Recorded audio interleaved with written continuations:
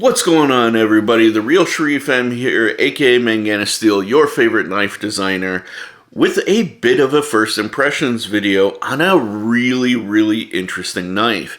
Now, I don't really do first impressions a lot of times, but I'm making an exception in this particular case because this is a knife that I plan on spending a fair amount of time reviewing and a fair amount of time experiencing because I find it so damn fascinating. And before I tell you which knife that is, if you're new here, please hit the subscribe button, make sure you like the video, and you jump into the comments and engage with us in the discussion about this thing. If you've already been a subscriber, really, thank you very much. I actually appreciate every single one of you, and I hope you guys are enjoying the content. If you got any new ideas or anything that I should look into, please drop it in the comments below. YouTube shilling aside, let's get into it. What is the knife that has me so fascinated? Well, it's this guy. The WinterBlade Cofactor, right? Ever since I saw Nick Shabazz's first review of this thing, hey everybody, Nick here. I was convinced that there was a lot of hype around this product. And there were a few things that didn't really sit well with me. I was never a fan of like the bright green and stuff like that. To be honest, you know me, I'm not typically a big fan of kind of sheep's footy blades like this. And for me, the styling has always been interesting, you know, pseudo-futuristic, but incongruent, you know? Like, I think that there are opportunities for aesthetically making this thing a little bit more cohesive and a little bit more dynamic. But we'll get into that in the larger scale review, I feel. Now, the thing, though, that always did capture my attention about this was the use of magnets. And the first and only experience I've had with magnets and knives came in my review of my buddy Misheard Knife Reviews Magaptera concept, where he lined the back spacer with magnets in order to ensure that his button lock the blade didn't bounce, which is really common with button locks and with like axis locks and stuff like that. Even with compression locks, the blade will on the close like bounce, which I find incredibly annoying. So I thought that there was always an opportunity to use magnets on some level, and this guy really takes that to an absolute extreme. And I'm so fascinated by it, especially now that I've got it in hand and kind of can experience how it feels. And I gotta say, man, I was in doubt, but the close in particular is just so nice. And listen to this ting, man.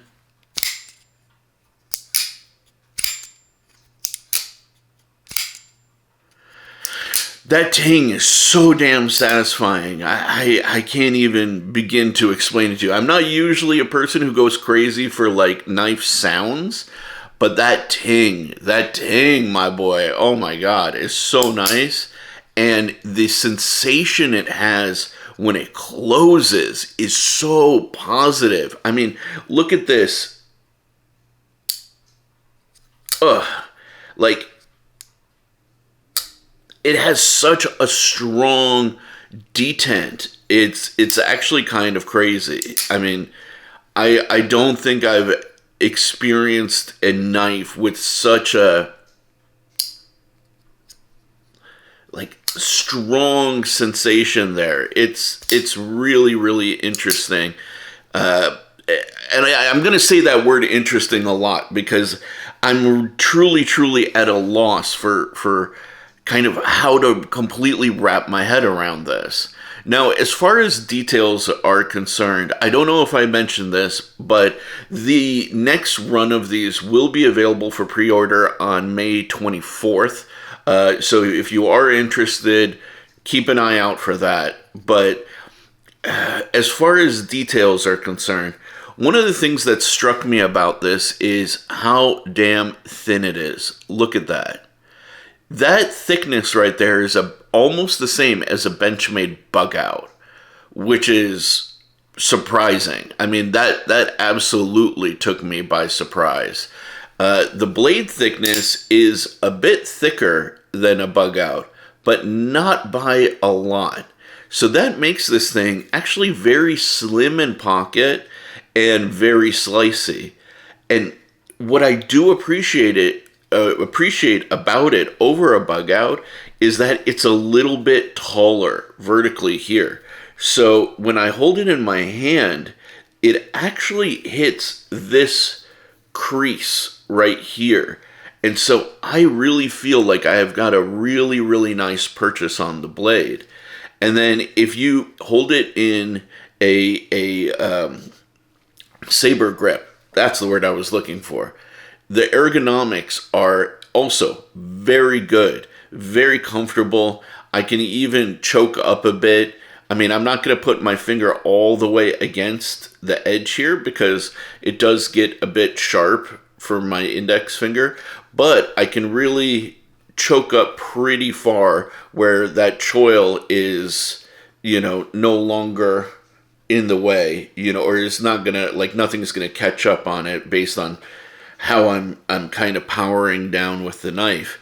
One of the best grips actually for this knife, believe it or not, is the pinch grip, and I'm going to use the box that it came in to show you guys a little bit here.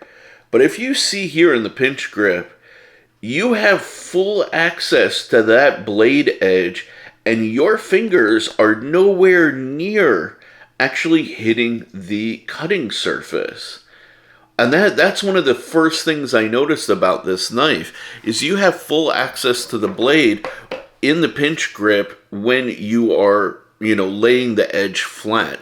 And that's very uncommon in knives nowadays, and makes this really compelling even for, like, doing food prep. So I don't know, man, this hits a lot of the EDC wants and needs for a lot of people, actually. You've got M390 blade steel, you've got a nice quick deployment method, access style sort of like button. It doesn't work like an access lock, but I mean, it's familiar if you have used access locks before. And yeah, man, everything is judged really, really well. Everything is kind of fascinating, really interesting with this knife. So that is going to be a bit of my first impressions. I am going to really spend my usually with these pass around groups, we get about 10 days with these knives. I'm going to spend every single one of the 10 days with this thing. Really, the reverse flick is so good, and that tang, dude, that tang is so nice, and the close is so nice, man. Damn. So I'm gonna hang on to this guy for as long as I possibly can before I have to send it on. And I'll be honest, unless I find anything like super glaring about this where I'm just like, no, I can't handle that, I'm probably going to be in on the pre-order myself. And that's saying a lot, because in truth, like, in the last, or since the beginning of this year, there's maybe been like 2 or 3 knives, that's it, that have really, really caught my attention, and I've found even remotely compelling or desire, or have instilled a desire in me to own. And that's one of them. That is absolutely one of them.